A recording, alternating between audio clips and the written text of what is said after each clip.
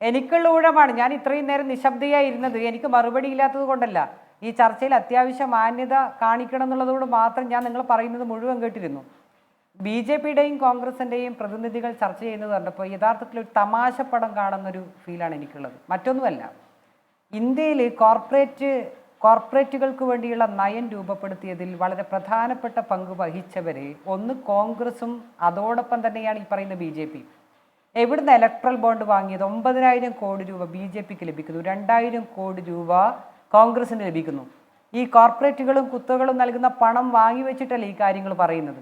അതുകൊണ്ട് ഈ പണം മുഴുവൻ, അതായത് ഈ രാജ്യത്ത് കോർപ്പറേറ്റുകൾക്ക് വേണ്ടിയുള്ള സാമ്പത്തിക നയം അത് തുടരുന്നതിന് വേണ്ടിയിട്ടുള്ള എല്ലാ പിന്തുണയും BJPയും കോൺഗ്രസും ഒരേ സമയം ഈ രാജ്യത്ത് നടപ്പിലാക്കിയിട്ടുണ്ട്. അതുകൊണ്ട് കോർപ്പറേറ്റുകളെ സംബന്ധിച്ച് ഞങ്ങളെന്തോ, അതായത് കോൺഗ്രസ് അധികാരത്തിൽ വന്നാൽ കോർപ്പറേറ്റുകളെ ആ വഴിക്ക് ഞങ്ങൾ വിളിക്കില്ല എന്നൊന്നും പറയുന്നതിൽ വലിയ അർത്ഥമില്ല. കോൺഗ്രസിൻ്റെ പ്രതിനിധിയുടെ ഒന്ന് പറയുകയാണ്. മറ്റൊന്ന്, ശ്രീമാൻ ഉമ്മൻചാണ്ടി അദ്ദേഹം ഇന്ന് ജീവിച്ചിരിപ്പില്ല. വളരെ ബഹുമാനത്തോടു കൂടിയാണ്. കാരണം മരിച്ചുപോയൊരു മനുഷ്യനെ കുറിച്ച് ഒരു തരത്തിൽ പോലും ഒരു വാചകം പോലും നാം മോശമായിട്ട് ഉച്ചരിക്കാൻ പാടില്ല എന്ന് എൻ്റെ പാർട്ടി എന്നെ പഠിപ്പിച്ചിട്ടുണ്ട്.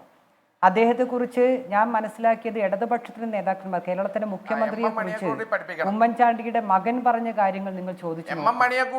ഞാൻ പറയട്ടെ, കേരളത്തിന്റെ മുഖ്യമന്ത്രിയെ കുറിച്ച് ഉമ്മൻചാണ്ടിയുടെ മകൻ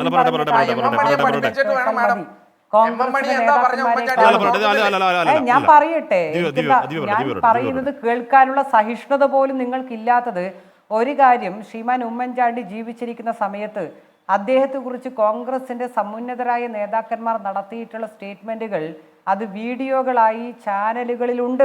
അതങ്ങ് കേൾക്കണം. അത് വീണ്ടും പറഞ്ഞ് ഈ ചാനൽ ചർച്ചയിൽ എന്നെ ബുദ്ധിമുട്ടിലാക്കരുത് എന്ന് മാത്രമാണ് അത് പറഞ്ഞ് ഞാൻ ആ ഭാഗം അവിടെ അവസാനിപ്പിക്കുകയാണ്. മറ്റൊന്ന്, മറിയ ചേടത്തി ആരുടെ സ്പോൺസർഷിപ്പിലാണ് വന്നത് എന്ന് കേരളത്തിലെ ജനങ്ങൾ കണ്ടു. അതായത് മറിയ ചേടത്തി നാടകീയമായി പെൻഷന്റെ പേര് പറഞ്ഞ് തെരുവിലിറക്കിയതാരാ? കോൺഗ്രസ്സാണ്. ആ മറിയ ചേടത്തി കോൺഗ്രസ്സുകാർ സ്വന്തമായി വീട് കൊടുക്കുമെന്ന് പറഞ്ഞില്ലേ? ആ വീട് കൊടുത്തോ കോൺഗ്രസ്? KPCC വീട് വെച്ച് കൊടുത്തോ? പോട്ടെ, ആ വീട് വെച്ച് കൊടുത്തില്ല. തറക്കല്ലിടുന്നതിന് മുമ്പ് മറിയ ചേടത്തി എവിടേക്ക് കൊണ്ടുപോയി? BJPക്ക് നൽകിയല്ലോ, ദാനമായിട്ട് നൽകിയല്ലോ. 1000 രൂപ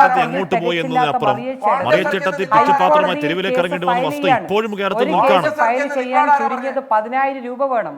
ആ 10,000 രൂപ കയ്യിൽ എങ്ങനെ കിട്ടിയിരിക്കുന്നു? അതിൽ തർക്കം വേണ്ട.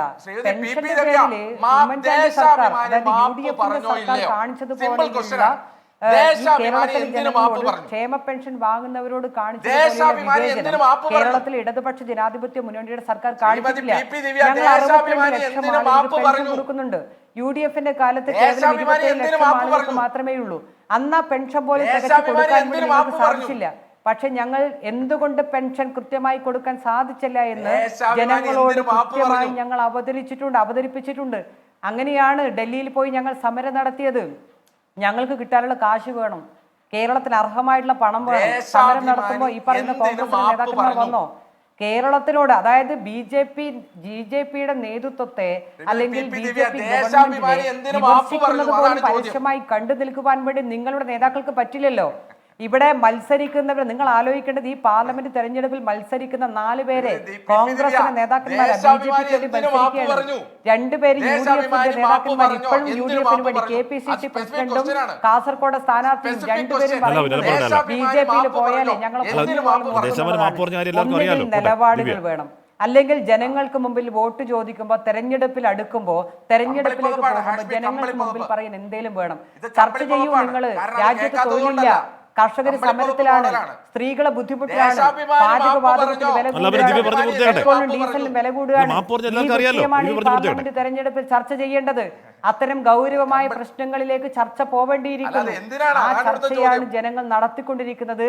നമുക്കറിയാം ഈ തെരഞ്ഞെടുപ്പിൽ, അതുകൊണ്ട് തന്നെയാണ് ഈ തെരഞ്ഞെടുപ്പിന്റെ തുടക്കം പറഞ്ഞതുപോലെ ഇടതുപക്ഷത്തെ സംബന്ധിച്ച് ഞങ്ങൾ ഈ കേരളത്തിലെ ഒരു കനൽ തന്നെയാണ്. ആ കനൽ 20 പാർലമെന്റ് നിയോജക മണ്ഡലത്തിലും നിങ്ങൾ കണ്ടുകൊള്ളൂ. ഇടതുപക്ഷത്തിന്റെ സ്ഥാനാർത്ഥികൾ വലിയ ഭൂരിപക്ഷം നേടി വിജയിച്ചു വരുമെന്ന കാര്യത്തിൽ ഒരു തർക്കവുമില്ല, ഒരു സംശയവും നിങ്ങൾക്കാർക്കും വേണ്ട.